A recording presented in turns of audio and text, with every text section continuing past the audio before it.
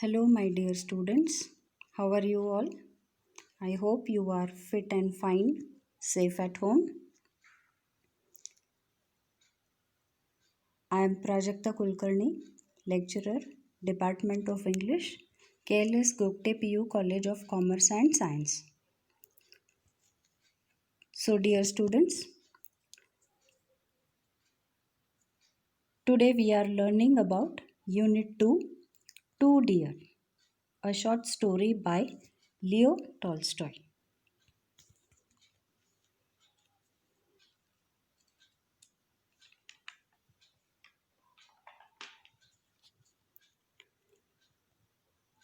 Leo Tolstoy, 1828 to 1910, is a Russian writer who primarily wrote novels and short stories.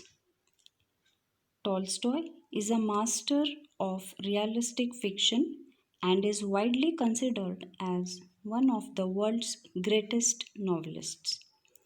You can see his picture here. This unit number 2 in your text, which is entitled Two Deer, is a short story written by Leo Tolstoy.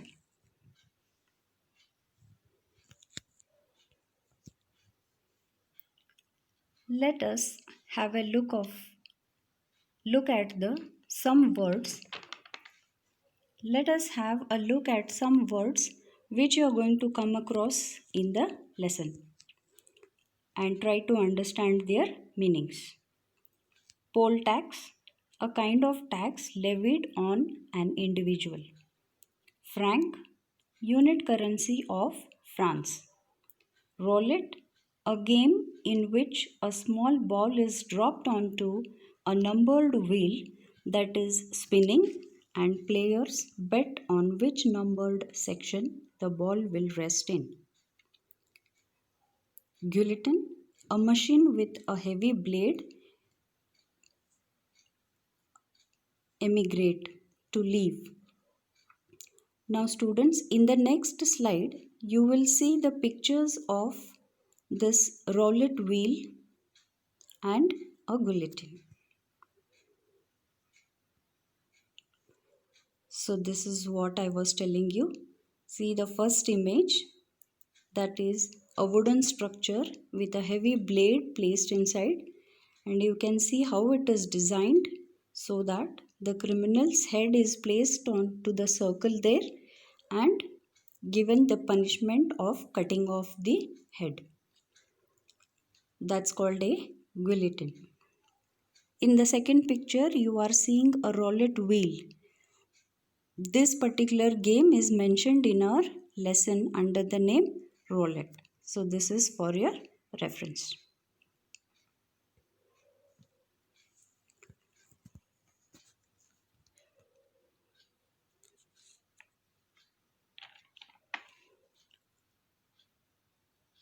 Let us start with the lesson and some details in it. Monaco is a tiny kingdom on the shores of the Mediterranean Sea. The kingdom was full of peace and joy. There are only about 7,000 inhabitants in this kingdom. But still, the kingdom has a real kinglet, a palace, courtiers, ministers, a bishop, generals, and above all, an army of its own. The army has only 60 men in it. There are also taxes in this kingdom. A tax on tobacco, on wine and spirits, and a poll tax. Now, a special revenue for the kingdom comes from a gaming house where people play roulette.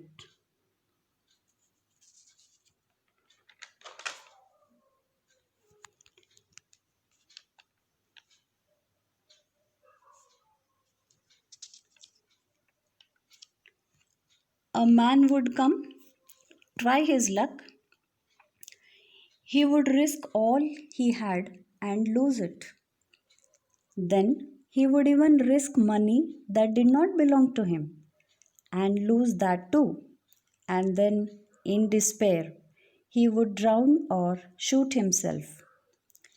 So, the Germans forbade their rulers to make money in this way.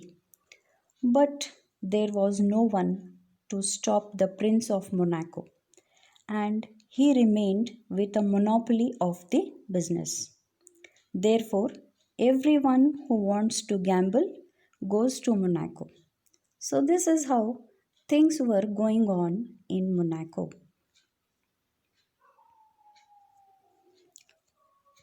One fine day, a murder was committed in Monaco. The people of Monaco did not know how to deal with it. Neither did the judges, and the Prince of Monaco knew how to deal with this problem. The judges, the courtiers, the prince, the ministers, everybody assembled, discussed, again and again discussed the matter. The judges firstly arrived to a decision that the criminal should be punished, and the punishment would be that his head should be cut off. Fine. Now they had a problem. What was that? The problem was that Monaco neither had a guillotine nor an executioner. Executioner is a person who could handle and execute the punishment on the guillotine. So the Prince of Monaco did not have the machine nor a person to execute it. Then they decided to approach and seek help from the French government and the Italian government, who were the neighbors.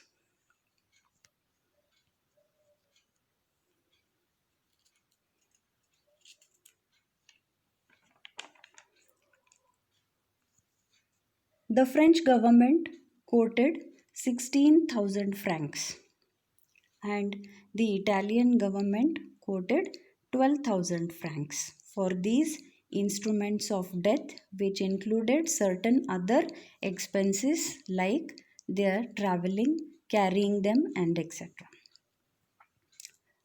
But reducing the expenses was the first priority of the Prince of Monaco. Once again, the ministers, judges, everyone gathered and thought over what could be done. The prince even called his soldiers and asked if they could execute the criminal. But the soldiers said that they were not trained to do so. After a long discussion this time, the punishment of cutting off the head of the criminal now was altered to life imprisonment.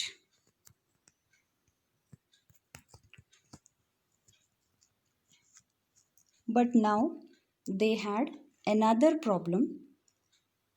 What was that? The problem was that to imprison the criminal for a lifetime, they did not have proper prison or lockup, you can say. They didn't have a proper place to imprison the criminal. Somehow they managed to find a small place to imprison the criminal. They kept him in that place and they placed a guard over him. The guard kept a watch on the criminal and also fetched food from the palace kitchen. In this way, a year passed, and then the prince noticed a new item of expenditure. What was this expenditure? It was for the keep of the criminal, his food, the guard's expenses, etc. etc. And now The expenses came to more than 600 francs per year. So once again, the prince called all his courtiers and told them to find out some cheaper ways of dealing with the criminal. Once again, the ministers discussed over the matter, and this time they thought that if the guard would be dismissed, then the criminal would run away from the prison, and that is how the expenses could be saved.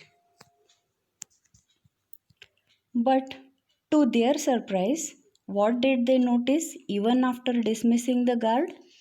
That the criminal did not run away. Instead, he went to the palace kitchen, got his food, returned to the prison, shut the door, and stayed there calmly. This went on. There was no sign absolutely of the criminal running away. Again, the prince, the courtiers, the ministers gathered and discussed the matter. Finally, they approached the criminal and asked him why did he not run away. The criminal said to them that he would not go anywhere as his character had been ruined. People in the society would turn their backs on him. Moreover, he had forgotten the habit of working, and if he ran away, he would be forced to work to earn his living. Giving these reasons, the criminal refused to run away from the prison. Once again, the discussion takes place. The courtiers, the ministers, the prince, everybody gathers once again to discuss and handle this problem. Finally, they conclude that the only way to get rid of the criminal was to offer him a pension and send him away. So, it was agreed to pay 600 francs as pension. So, he was given 1/3 of the annuity in advance. The prisoner immediately immigrated from there, bought a bit of land, and started market gardening, and now lives comfortably. He goes to the gaming house, gambles, sometimes wins, sometimes loses, and lives happily.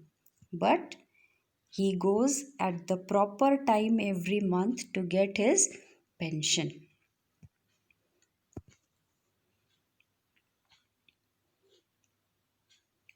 So, students, what do we infer from this?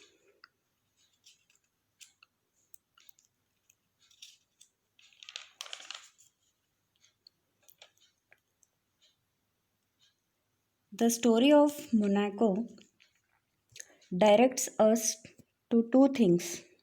Firstly, as educated people, we should be aware of our hard earned money. The people of Monaco did not bother about this, and that is why they saw that a criminal enjoys his life with their hard earned money. Secondly, punishment is not meant to ruin the person completely, but to bring a reformation within him. Whereas the king, being unable to make an effective decision at the right time, made the criminal lazy and idle. So, the inefficiency of the prince to make correct and effective decisions is highlighted here. Hope you have got the outline of the story. Go Students, please go through the textbook thoroughly so that you have a better understanding. Thank you.